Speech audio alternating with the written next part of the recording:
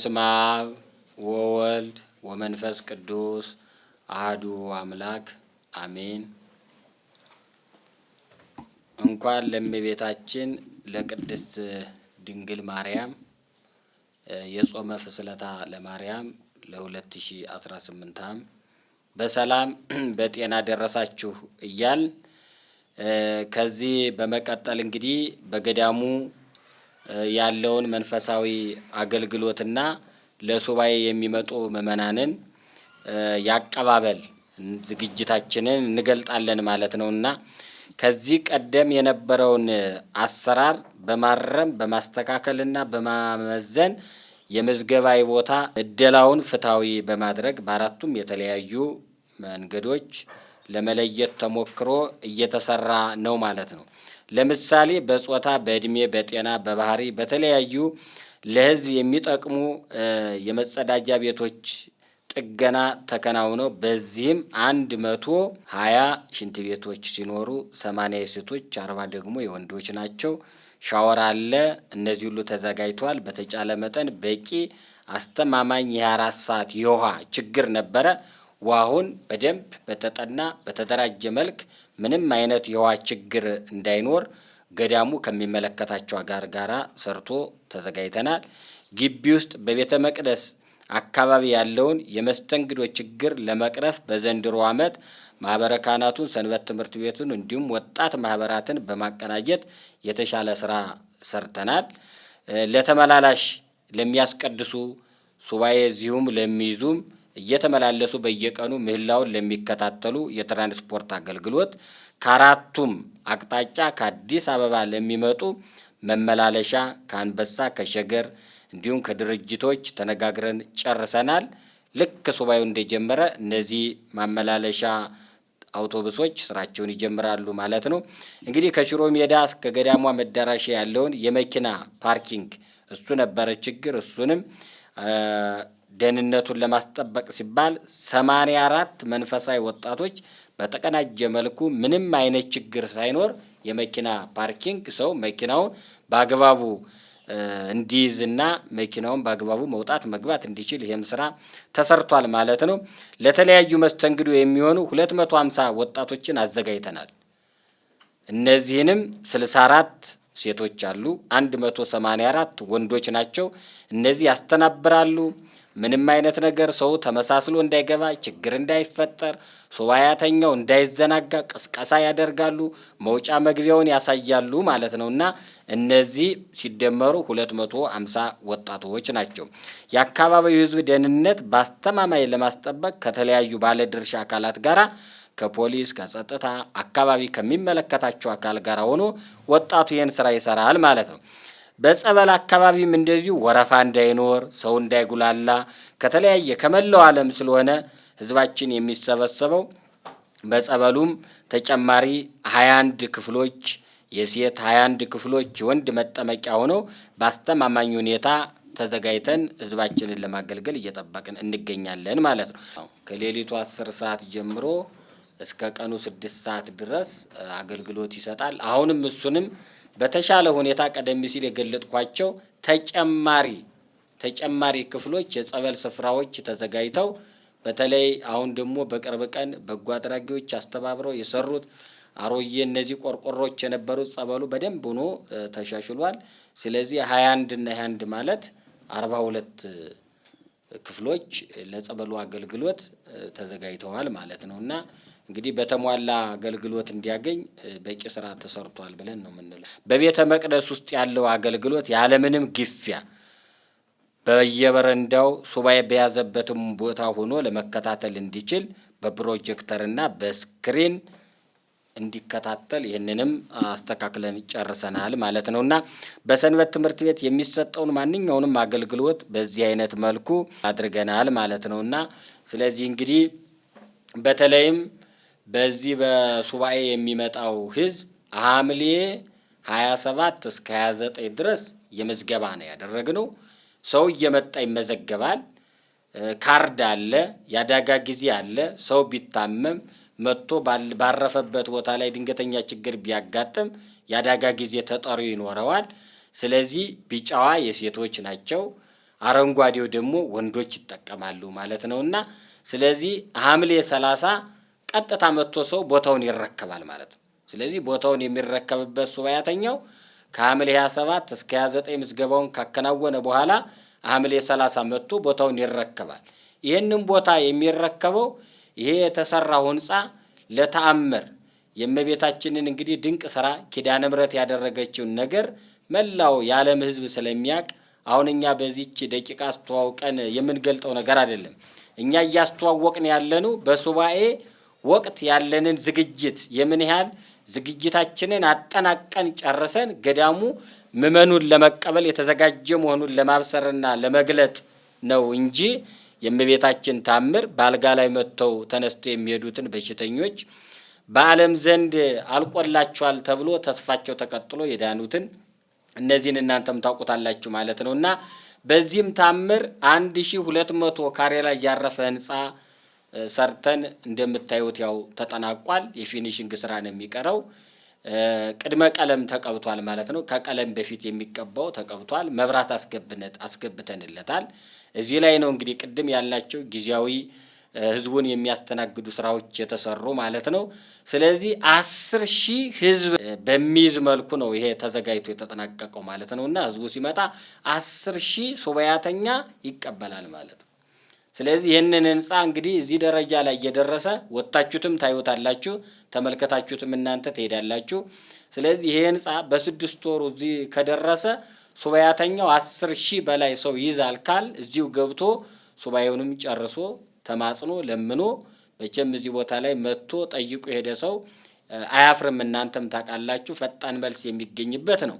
ስለዚህ ይህንን ስራ አብሮ ህብረተሰቡ ከኛ ከምንናገረው ይልቅ እያየ አንዳንዴ ብዙ ሰዎች መጥተው ስራውን ያያሉ፣ ይገረማሉ፣ ይደነቃሉ። አንዳንዶቹ ቀን እናንተ ስትሰሩ ሌሊት የሚሰራው አለ ወይ ይላሉ። ይሄ እንግዲህ 10,000 ሰው የሚይዝ ህንጻ ነው ማለት ነውና በዚህ ላይ ነው እንግዲህ ሱባኤተኛውን ለመቀበል ተዘጋጅተን ያለ ነው ማለት ነው። እንግዲህ ከሞላ ጎደል እነዚህን አሟልተናል፣ አስተካክለናል። ህብረተሰቡ እንዳይጉላላ ቻርጅ ማድረጊያ እንዳያጣ እስከ 400 የሚሆኑ ቻርጅ ማድረጊያዎችን አዘጋጅተናል። ህብረተሰቡ በዚህ አጋጣሚ እንግዲህ ህዝባችን የሚሰጠንን እየተከታተል እለት በእለት ተከታትለን በማሰራታችን ነው እዚህ ላይ የደረስነውና ስለዚህ በዚህ አጋጣሚ ህንጻውን የሚረዱ የሚያግዙ የሚያስተባብሩ ወገኖቻችን ካሉ የዚህ የገዳሙ አካውንት 100,037 80 77 9 ስለሆነ በዚሁ አጋጣሚ ይህንንም 100,037 80 77 9 ነው። ይሄ የገዳሙ አካውንት ነው ማለት ነውና እንግዲህ የተወደዳችሁና የተከበራችሁ የኢትዮጵያ ኦርቶዶክስ እምነት ተከታዮች ሁላችሁም እንኳን በድጋሚ እንኳን አደረሳችሁ እያል መንፈሳዊ አገልግሎታችን ቀደም ሲል እንደገለጥ ነው እንግዲህ የሰዓታት አገልግሎት አለን። ከዛ በኋላ ጠዋት እስከ 12 ሰዓት ድረስ እነዚህ የሰዓታት አገልግሎት ይጠናቀቃል። ከዛ በኋላ ስብሐተ ነግ እስከ 3 ሰዓት ድረስ ይጠናቀቃል። 3 ሰዓት ላይ ትርጉም የውዳሴ ማርያም ትርጉሙ ይቀጥላል። 5 ሰዓት ላይ ትምህርት ይሰጣል ማለት ነው። 6 ሰዓት ላይ ቀጥታ ቅዳሴ ይገባል። ከሰዓት በኋላ ምህላ አለን። ከሰዓት በኋላ ምህላችንን ካጠናቀቅን በኋላ ደግሞ እስከ ምሽቱ 1 ሰዓት ተኩል ድረስ ምን ጊዜም ትምህርተ ወንጌል ይሰጣል፣ ዝማሬ ይቀርባል። 24 ሰዓት አገልግሎት ይሰጣል ማለት ይቻላል። ከ1 ሰዓት ተኩል በኋላ ለተወሰነ ደቂቃ ዝግጅት ተደርጎ ወደ ሰዓታት ይገባል ማለት ነው። ስለዚህ አገልግሎታችን ይህንን የሚመስለው አብረን እየተከታተል እናስረዳለን፣ እንከታተላለን። ስለዚህ በዚህ አይነት መልክ ሁላችሁም የአገልግሎቱ የበረከቱ ተሳታፊ እንድትሆኑ በገዳሙ ስም ጥሪያችንን እናስተላልፋለን።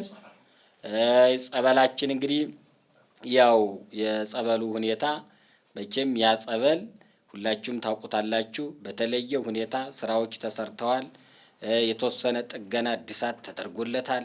ይህንን በዋናነት አሁን የገለጥኳቸውን ጊዜያዊ መፍትሄ ናቸው የሚባሉትን የሚያስተባብሩ ገንዘባቸውን እየሰጡ የሚረዱ የሚያግዙ አሉ ማለት ነውና በጸበሉ ላይም ተጨማሪ አሁንም 42 ክፍሎች መጠመቂያ ተዘጋጅተዋል።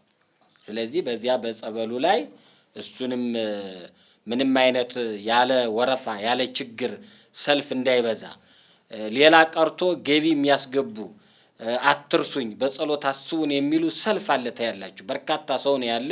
እሱንም ቢሆን ከመሰለፍ በገዳሙ አካውንት እንዲያስገቡ ነው ጥሪ እያደረግን ያለ ነው። ማንኛውንም ነገር አሁን የገለጥን የገዳሙ አካውንት ስላለ ምንም አይነት ነገር ከሰው እጅ ንክኪ በጸዳ መንፈስ በገዳሙ አካውንት ገቢያችሁን እያስገባችሁ ማንኛውም መንፈሳዊ አገልግሎት ማግኘት ትችላላችሁ ማለት ነው።